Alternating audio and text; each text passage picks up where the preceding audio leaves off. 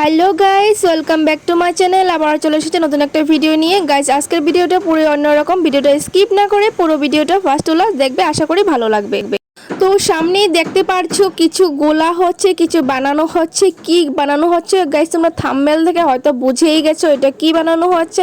এটা বানানো হচ্ছে গাইস ভাপা পিঠা।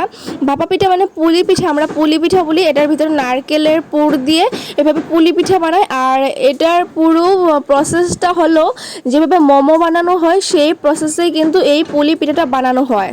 গাইস, এই পিঠাটা কিন্তু খেতে ভীষণ টেস্টি হয় আর একদম মোমোর প্রসেসে বানানো হয়। যাদের অ্যাসিডিটির প্রবলেম আছে, অনেক কিছুরই প্রবলেম থাকে, যারা তেলে ভাজা পিঠা খেতে চায় না, এই পিঠাটা একবার ট্রাই করতে পারো। এই পিঠাটা খেলে কোনো ধরনের কোনো প্রবলেম হয় না, কিছুই হয় না। গাইস, মা বানাচ্ছিল পিঠাটা আর সন্ধ্যার সময় বানাচ্ছিল। আর আমি ভাবছিলাম যে পিঠা বানানো হোক, পিঠা বানাতে দেরি হয়ে যাবে, আমি এদিকে কিছু খাই। তো গাইস, আমি খাই বলে যেই কথা যেই ভাবনা সেই কাজ, তো আমি চলে গেলাম সিধা বাদাম ভাজতে। ইয়েস গাইস, বাদামগুলো ভাজতে ভাজতে কিন্তু আমি পুড়ে ফেলেছি। যাই হোক, বাদাম ভাজা হয়ে গেছে। এবার মা বললো যে পিঠা বানাবো, তার জন্য কড়াই একটু জল বসিয়ে দেই। গাইস, আমি একটু জল বসিয়ে দিলাম। আর জলের উপরে যে ছাকনির মতো দেখতে পারছো, এটা ঝাঁঝরার মতো দেখতে পারছো, ওইটার উপরে কিন্তু এইভাবে পিঠাগুলো দেওয়া হয়। জলটা নিচে চুলার আগুন দিয়ে দেওয়া হয়। তারপর এই উপরে যখন জলটা গরম হয়ে যায়, তার ভিতরে এই পিঠাগুলো এভাবে বসিয়ে দেওয়া হয়। প্রায় 15-20 মিনিট পর এই পিঠাটা কিন্তু একদম রেডি টু কুক হয়ে যায়, একদম সুন্দর হয়ে যায়। আর খেতে কিন্তু ভীষণ টেস্টি হয়। দেখো, আমি এইভাবে সুন্দর করে সাজিয়ে দিচ্ছি, কারণ মা ওইদিকে পিঠা বানাচ্ছিল। মা আমাকে বলেছিল যে এই পিঠাটা তুই একটু সাজিয়ে দে, আমি একটু পিঠা বানাচ্ছি, তুই একটু সাজিয়ে দে। তাই আমি সুন্দর করে পিঠাগুলো সাজিয়ে দিচ্ছিলাম।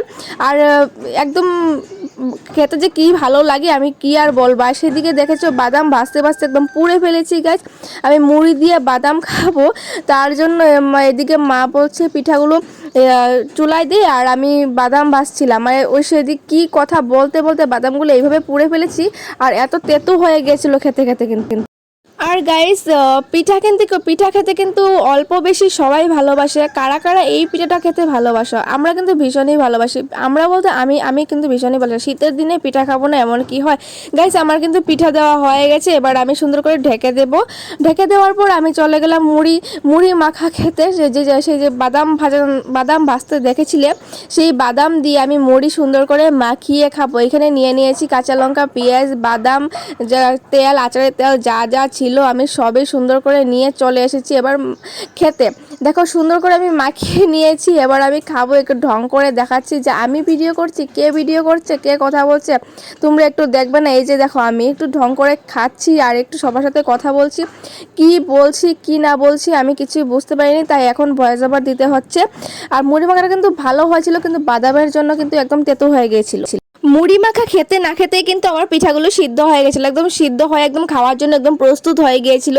আমি যেহেতু এক বাটি মুড়ি খেয়েছি, তার জন্য ভাবছি পিঠাগুলো খাবো কি খাবো না, কিন্তু পিঠাগুলো এত সুন্দর হয়েছে দেখে আর লোভ সামলাতে পারলাম না গাইস। আমি আর লোভ সামলাতে পারলাম না, খেয়েই নিলাম।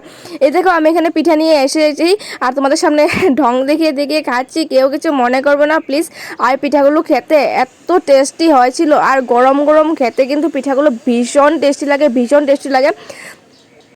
এই পিঠাগুলো কিন্তু ঠান্ডা হলে এত একটা খেতে ভালো লাগে না, গরম গরম যতটুকু ভালো লাগে, গরম গরম মুখে দেওয়ার সাথে সাথে একদমই কিন্তু মিলিয়ে যায় গাইস। তো গাইস, আমি এখানে একটু ঢং করে দেখিয়ে খাচ্ছি। গাইস, আজকে ভিডিওটা এতটুকুই। যদি ভালো লাগে থাকে প্লিজ ভিডিওটা লাইক কমেন্ট শেয়ার করে দিও প্লিজ।